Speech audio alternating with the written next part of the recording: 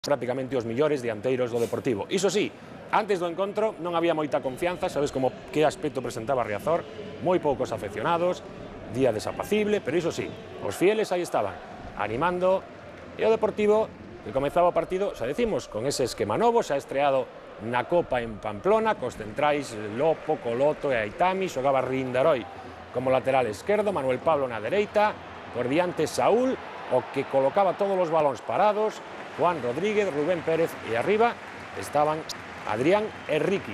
En fronte un español que chegaba a Riazor no quinto posto da táboa con 15 puntos, pero que se viu superado ante o poderío deportivo no xogo aéreo. Por qué? Pois porque había moitos homes altos para rematar. E que parecía un dos peores partidos o mellor tamén para sair de aí, non? Porque chegaba o español en forma a Riazor.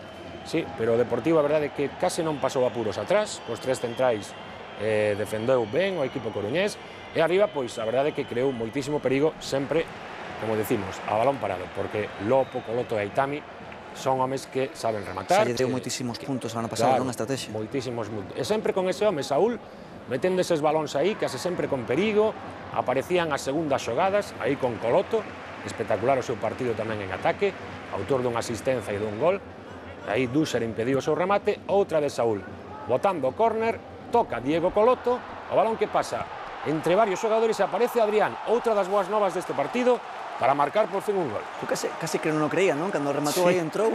E que ben lle vai vir para a súa confianza, Adrián, marcar este gol. Que comece a marcar, non?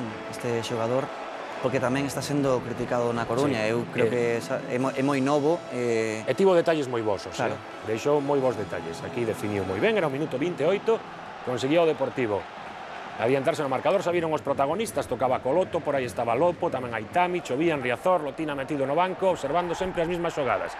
Para min un Diano Mallenco come este penalti, ese empurrón a Lopo, aí o teñen, que ben puido indicar como pena máxima. Despois nesta outra que tamén pide Lopo, penso que exasera un tanto a caída, e aí un Diano decide non sinalar nada, aí a teñen, en calquera caso algún dos dous sí que puido indicar un Diano Mallenco. Unhas molestias deixaron a Rindaroi no banco no descanso, nos vestiarios, entrou Seoane, outro que realizou tamén un gran partido, máis sacando o balón con criterio en moitas ocasións para xogar en ataque tanto pola súa banda como noutras zonas do campo. Aquí pediron os españolistas penalti.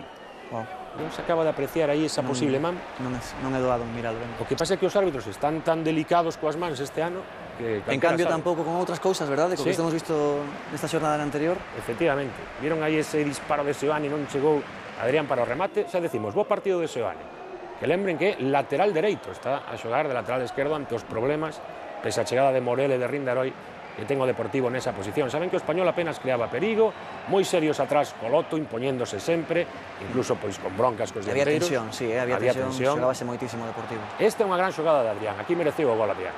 Sai en velocidade, gaña por moitísimos metros o seu par e aí intenta definir así, pero o balón non quiso entrar. Gran xogada aquí de Adrián. A ver se comeza a ter sortes este xogador, porque de verdade que sí que igual se lle criticou moitísimo últimamente, estaba moi presionado. Comezaban a chegar os trocos, e mira o que fai aquí Coloto. Control, asistencia e remate de Lopo. Que control e que remate de Lopo, parecen dous dianteiros, eh? Claro. É que ademais, como teñen tantos centímetros, son moi altos, sempre van crear perigo arriba. Sí, pero hai que baixar ese balón como baixou Coloto. Por suposto, que Coloto ten técnica, E mira, o detalle, todos abrazando a Lotina, o que víamos ao principio do programa. A imaxe do partido. E a imaxe, sí. Para os que dubidaban, que dicían que algúns xogadores non tiñan ese grado de compromiso, que había algúns disgustados co adestrador, mira, claro, encabezados por Lopo, que sufriu tanto tamén con Lotina na súa etapa no Español, salvándose do descenso nunha última xornada agónica.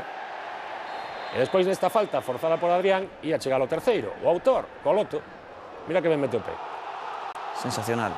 Terceiro tanto para o Deportivo, era o minuto 86, levaría un cartón amarelo por sacar esa camiseta, supoño que non lle importaría moito. Nesta ocasión igual merecía a pena, non? Sí. Tanto tempo sen marcar tantos goles en Riazor. É que, Carlos, estamos a falar de que desde 8 de maio o Deportivo non gañaba na Liga. É romper a inercia, porque entrar nesa inercia, bueno, xa vemos o que lle levou o Deportivo rompela, non? Sí. Moitísimo. Despois xa nos últimos minutos incluso puderon chegar máis tantos, Lasat atrevíase a probar desde a distanza con ese disparo que non atopou portería. Tamén nesta outra oportunidade, outro disparo desde fora da área por parte dun dos xogadores incorporados nos últimos minutos. Neste caso, bueno, neste caso era Rubén Pérez o que rematou esta, a única oportunidade do Español en todo o partido, xa en tempo de aumento, ese disparo, e Aranzubía con reflexos, evita o perigo, todos contentos, pero tranquilidade.